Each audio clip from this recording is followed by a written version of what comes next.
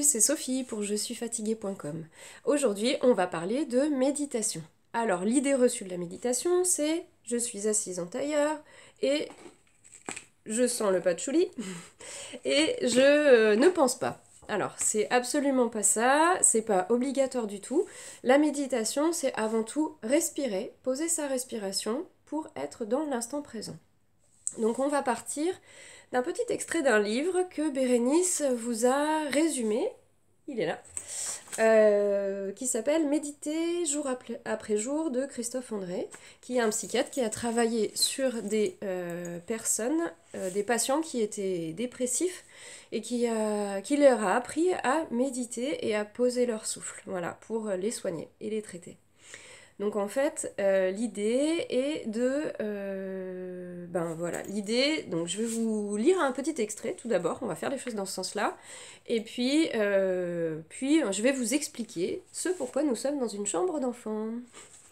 Alors, la respiration au cœur de la méditation. Depuis toujours, la respiration occupe une place centrale dans les pratiques méditatives.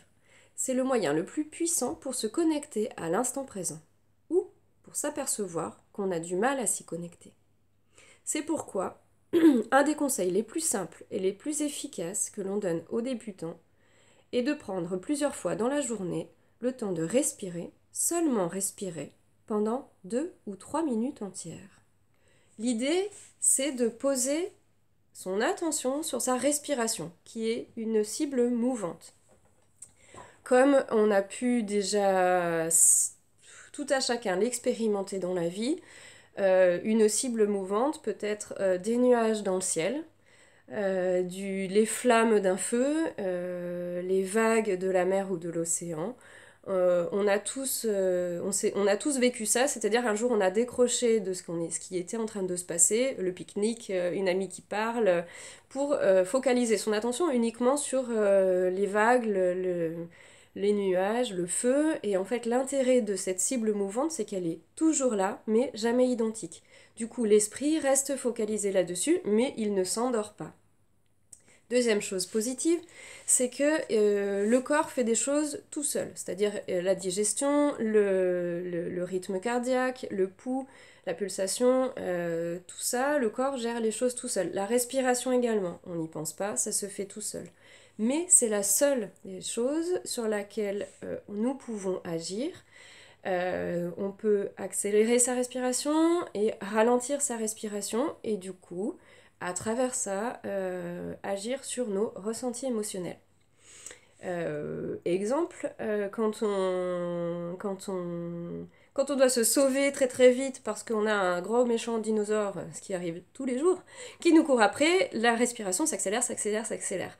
Et quand on a besoin de s'endormir ou on a un chat sur nous, on apaise notre respiration et en fait on commence à se calmer et du coup on commence à avoir les choses qui s'apaisent dans notre corps pour pouvoir s'endormir. Voilà, donc notre respiration, on peut agir de façon relative dessus et c'est ce qu'on va apprendre à faire maintenant par des exercices assez ludiques. Et on va commencer par une petite bougie. Voilà, pour poser son souffle, on va allumer cette bougie. Voilà. Et donc, l'idée est d'inspirer et d'expirer sur la bougie pour faire vaciller la flamme sans qu'elle s'éteigne. Donc, on inspire et on expire.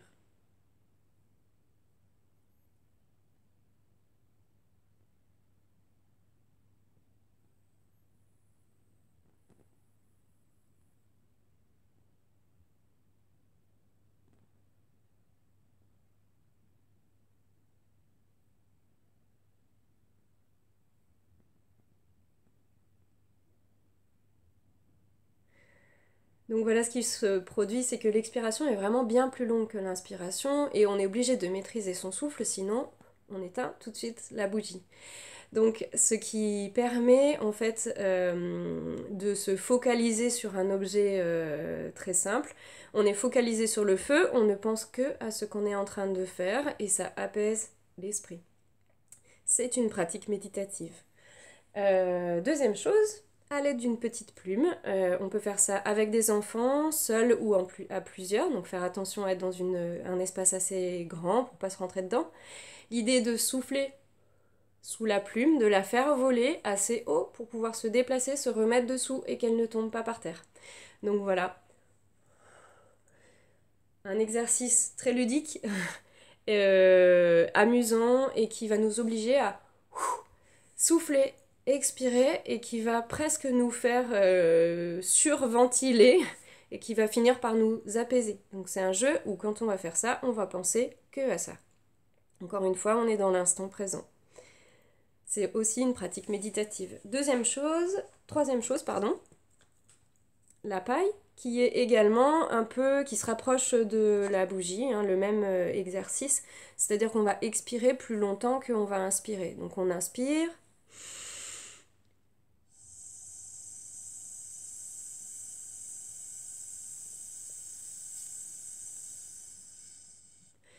et on expire à travers le trou, donc on ne peut pas faire ça très rapidement, pas comme ça, mais doucement, délicatement, et plusieurs fois pour pouvoir apaiser le corps et souffler à travers la paille. Autres exercices que je ne vais pas vous montrer, mais juste pour que vous ayez l'exemple, vous pouvez faire ça avec des bulles, faire souffler les enfants, faire ça avec des ballons de baudruche. Donc l'idée c'est de gonfler le ballon et de le lâcher, le laisser se dégonfler et de refaire l'expérience. Voilà. Si un enfant est un peu triste ou pas très bien, on peut même noter ce qui ne va pas et on laisse partir le petit truc qui nous dérange. Donc ça peut être aussi une image et qui peut aussi faire rire l'enfant. En plus ça fait un petit bruit drôle et voilà. Donc voilà, tout ceci sont des petites techniques de méditation ludiques et agréables à pratiquer seul ou avec des enfants ou des amis, ça peut être très drôle, pour pouvoir apaiser le corps et l'esprit par le souffle. Donc voilà. Deux petits trucs et astuces auxquels moi j'ai eu accès, qui sont des petites idées que des amis m'ont données.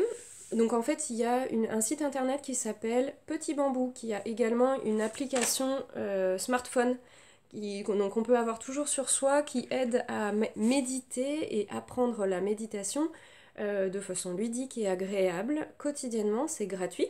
Il y a une partie gratuite et une partie payante. Je n'ai fait que la partie gratuite et elle est vraiment chouette. Il y a des petites vidéos, des images et ça accompagne de façon agréable à la méditation et à l'apprentissage de la méditation. Prochainement, nous parlerons de la cohérence cardiaque, qui est également une technique qui permet de se poser et de mettre en accord la respiration et les battements du cœur pour pouvoir s'apaiser. Voilà. Donc c'est ma toute première vidéo. N'hésitez pas à faire vos commentaires et à dire ce que vous en pensez. Je serai ravie de vous répondre et de vous conseiller si besoin. Aujourd'hui c'est un jour particulier. Dernière petite chose, c'est l'anniversaire de Bérénice. Notre Bérénice unique et préférée. Donc pour tes 30 ans, je souhaite te dire encore une fois et 1000 fois, déjà que je te l'ai dit 1000 fois, Bérénice, bon anniversaire, je t'aime.